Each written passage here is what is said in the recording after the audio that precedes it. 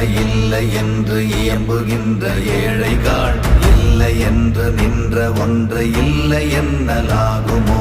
இல்லை அல்ல என்றும் அல்ல, இரண்டும் ஒன்றி நின்றதை எல்லை கண்டு கொண்டோர் இனி பிறப்பதிங்கு